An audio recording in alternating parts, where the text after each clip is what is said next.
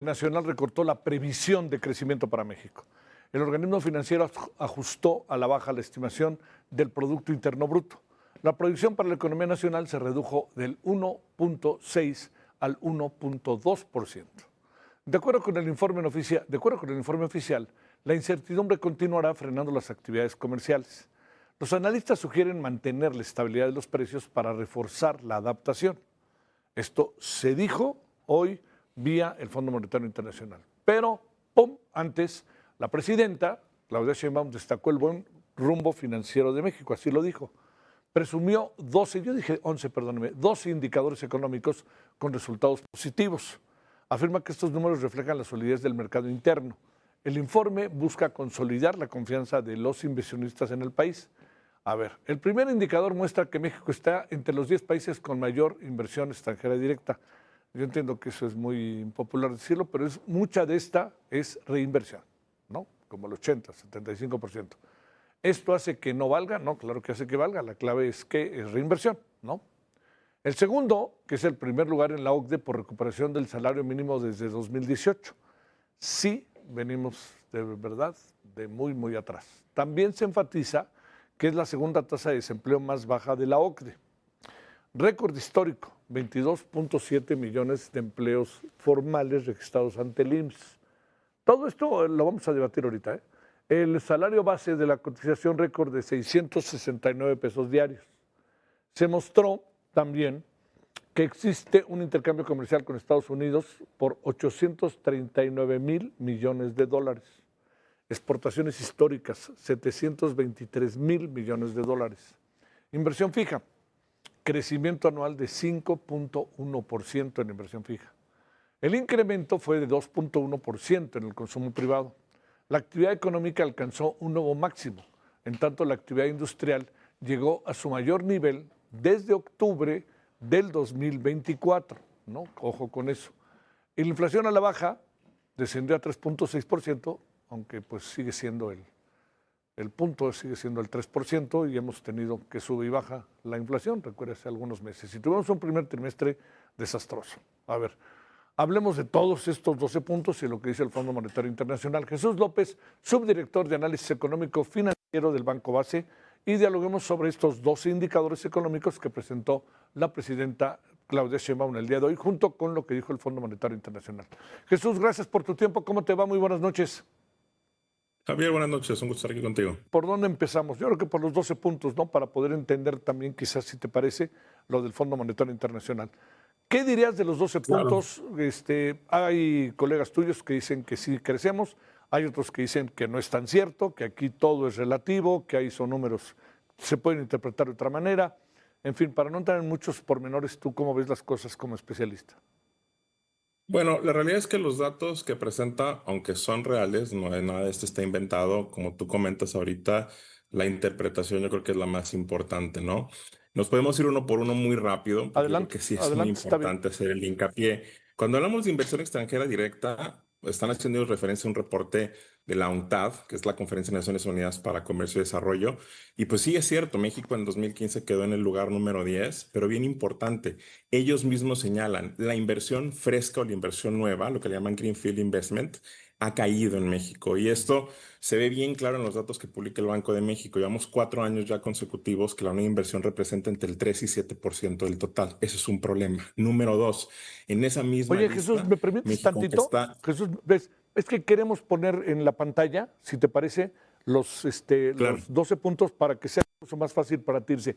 Entonces, si nos hacen favor de ponerlo en la pantalla, para que Jesús, ¿Cómo no? ya habló del primero, ahora vamos al segundo, si no les importa. ¿Estamos ahí ya? ¿O no? No se puede. Ahí está. Ahí los tenemos, para que si quieres incluso irlos viendo ahí con el público, eso nos va a ayudar más. Qué amable, gracias. Ándale, puedes Sí, ayudar. A ver, eh, adelante. eh, es correcto. Como comentaba ahorita ya terminando, o sea, justamente la inversión en México, pues sí, está en posición 10 en este grupo, pero la nueva inversión no está llegando. Entonces, eso es bien importante. Y comparando con Canadá, Brasil, pues esos países reciben $1,600 de inversión per cápita. México está en $315. Entonces, estamos muy lejos. Salarios. O sea, en cuestión de salarios, sí es correcto, ha habido un incremento, pero está respaldado en los ajustes al salario mínimo. Desde 2018, el salario mínimo lleva un incremento cercano al 260%. Eso es por decreto, obviamente con acuerdos con empresarios, pero no hay incrementos de productividad. Que nada más para poner en contexto, en términos reales, el salario mínimo ha crecido como 150% y el PIB en el mismo periodo ha crecido 5.5%. Entonces, aguas, porque eso obviamente implica un encarecimiento de la formalidad laboral. Tercer punto, tasas de desempleo. ¿Está la tasa de desempleo más baja? Pues sí, pero la tasa de desempleo no es una medida óptima. Estamos hablando que la tasa de desempleo incluye la informalidad y en México 55% de las personas ocupadas están en la informalidad. Y si agregamos las personas desalentadas, o sea, que no están trabajando porque no encuentran trabajo, estamos hablando de una tasa del 10.3%. Entonces, ojo, de nuevo, no es el indicador óptimo de salud del mercado laboral.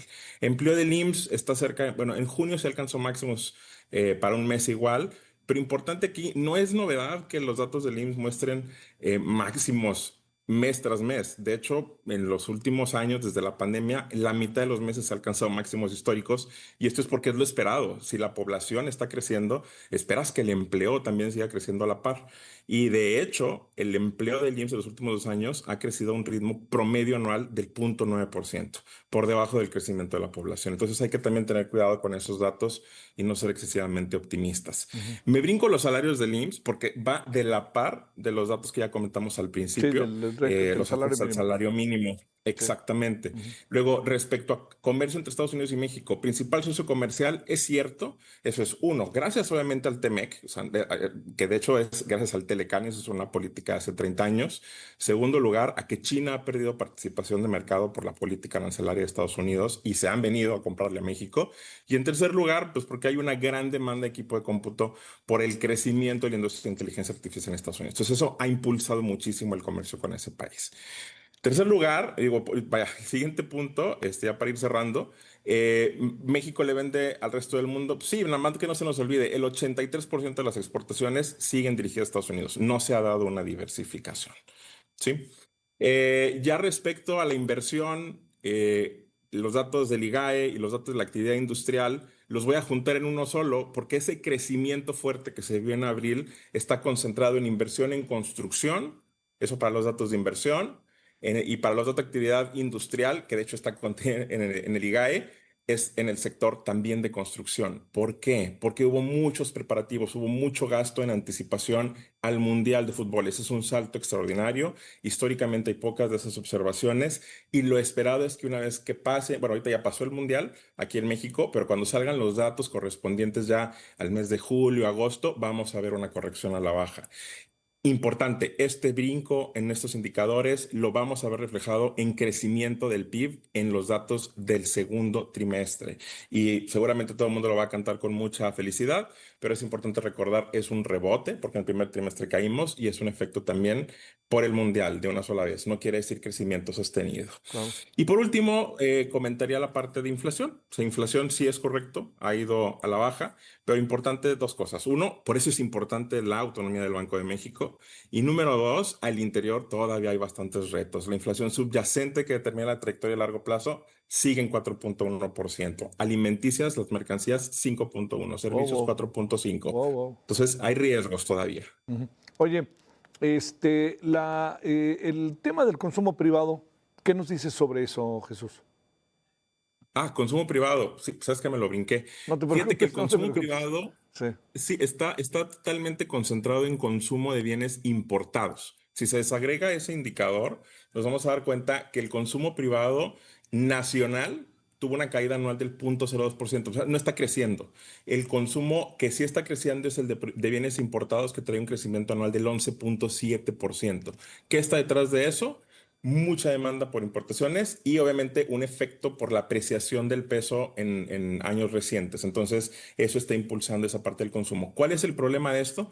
Que no está incentivando el consumo interno y el mercado interno. O sea, no hay más demanda interna. Ujú. Y si recuerdas bueno, la fórmula del PIB no me voy a meter en ese tema, pero al momento en que crece el consumo por importaciones, pues, se cancela eso en la ecuación del PIB y no se refleja en mayor crecimiento económico. Entonces también hay que tener cuidado con ese indicador.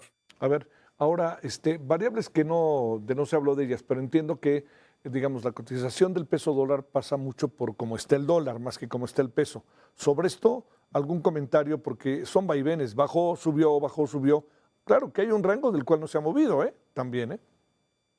Es correcto. Sí, ya llevamos varios meses que estamos ahí estancados entre el 17.20, 17.50, 60.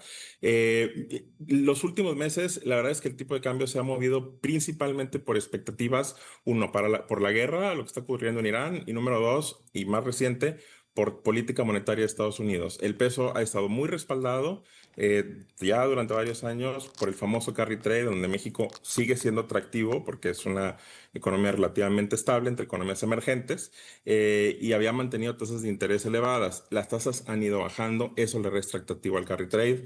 Tasas en Japón han ido subiendo gradualmente. También está la expectativa de que la Fed puede subir la tasa de interés y eso en conjunto yo creo que está poniendo ahorita en riesgo al tipo de cambio.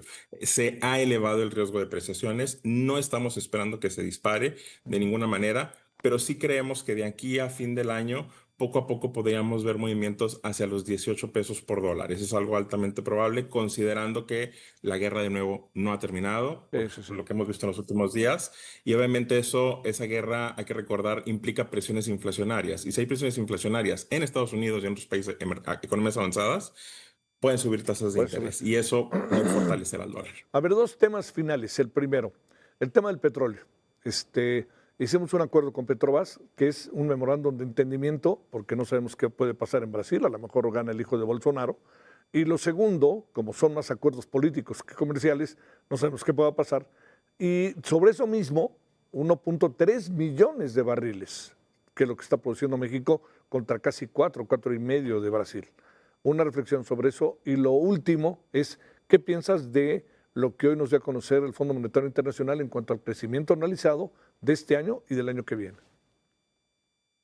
Bueno, respecto a Pemex el acuerdo con Petrobras, yo me iría a resumidas cuentas, el incremento o el crecimiento futuro de la base productiva de México no se va a resolver con un acuerdo de este tipo. Lo que Pemex necesita es una reestructura agresiva que tiene un costo político elevadísimo. No queremos que eso vaya a ocurrir en el corto plazo y la solución realmente no hay una solución de corto plazo para Pemex. Tendrían que reabrirse estas rondas petroleras, abrirse la inversión al sector privado y eso podría elevar la base de producción de México. De nuevo, eso no es inmediato, eso es de largo plazo. Creemos todavía que Pemex va a seguir siendo un lastre para las finanzas públicas de México y no lo preguntaste, pero yo creo que sigue siendo uno de los principales riesgos para la calificación crediticia de México. Ya lo dijeron las calificadoras meses atrás y eso yo creo que está en puerta. En el siguiente año o inclusive, vaya, antes de que termine el sexenio actual, es altamente probable que si no se da un golpe de timón, México pierda grave inversión.